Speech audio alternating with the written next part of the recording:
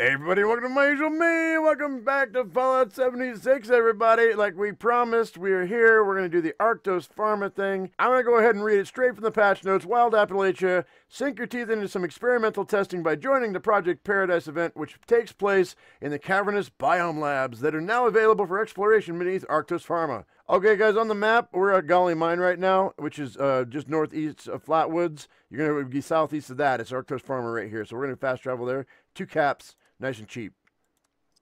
Okay, guys, once you reach the pharma building, you're going to go into the building from the north side. Once you go into the north side, hang a right. You're going to see a sign and an elevator right behind it. Once you go into the elevator, press the button. It'll take you into the instance for Project Paradise. And if the timer for the event has not triggered in 45 minutes, I think it is, maybe it's an hour, it will trigger and you'll be able to start the event.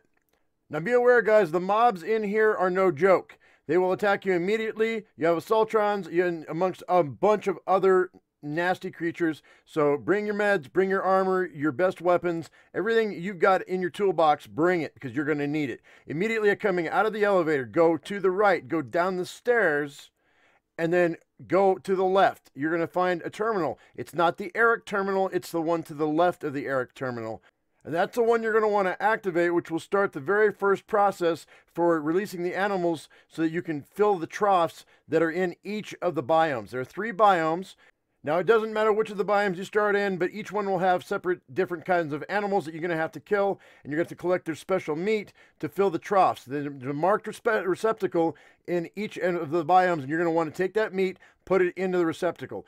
Now, there are also other items on the ground that have a smoky haze around them. You can collect the items from those as well and put those into the troughs as well.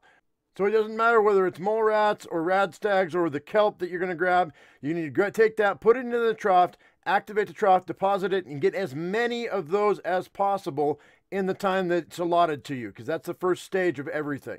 And get as many as you can. If you can get over 60, that's great. Because if you get, I think, 63 or something like that, you'll fill it up, and then that's all you're going to need. But you want it as much as possible in the first stage before you go into stage 2.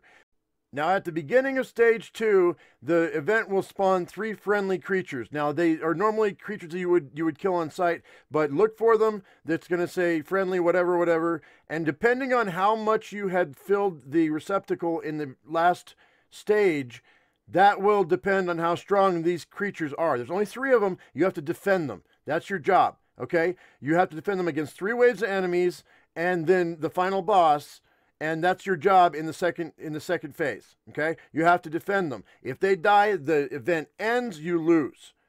Now, mind you, only one of the creatures has to survive. So if there's only a few of you, it really behooves you to just focus on one creature, just protect that one creature, let the other 2 die. But if there's a lot of you, just make sure you keep as many of them alive as possible, because it ups your odds of being able to last until the boss shows up, which is stage 3. Now, at stage 3, the alpha will show up. When the alpha shows up, it'll be a level 100. It can be a lot of different creatures, I've been told, but all we ever saw was the sheep squatch. But I'm sure there are other variations of the end boss that you're going to have to fight. So be aware, it may not be a sheep squatch, it could be something else. But don't forget, you're going to have to defend your friendly creatures from the mobs that are trying to kill them while you're trying to kill the alpha, so that you can end the event and win the event. Because if your friendlies die, then you lose the event. So at the end, when you've killed the alpha, the more friendly creatures that have survived, the better the loot you're going to get at the end when you succeed.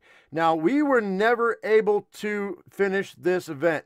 We got wiped out time after time after time. And we feel that a lot of that was because that it's not a worldwide announced event. It only is known if you show up at the location whether or not the event is active. So it's very difficult for people to know if it's been activated, and then if you go in and you activate it and you're by yourself, or there's only 2 of you or only 3 of you, you're going to get killed time and time again. We jumped from server to server to server, and we never succeeded in this challenge. And even if you are in a big group, it's nearly impossible to complete this challenge, in my opinion, unless you're one of those people who has farmed legendaries at White Springs and you are like level 300. So right now, you're going to have the very best weapons, the very best armor, the very best of everything to be able to see this to completion in a group. Not just single or duo. I mean, if anybody has done that, I find it highly suspect. But if you have, then GG, man. You've ground out thousands of hours in this game, and I don't have time for that. So I'm just going to make the video on the walkthrough on how to get to the end game, and we're just going to go on from there. So in short, Bethesda severely undersold the difficulty of this event. So if you guys want to challenge, hey, by all means, go for it. It's going to be a challenge down in there. And there were people that said that the last challenge was too easy, so they got their wish. So, and until Bethesda nerfs this, I won't be doing this event again. And by no means am I crying about it. I'm just saying I don't have the equipment to do so. Further, we found that there was a lot of desync.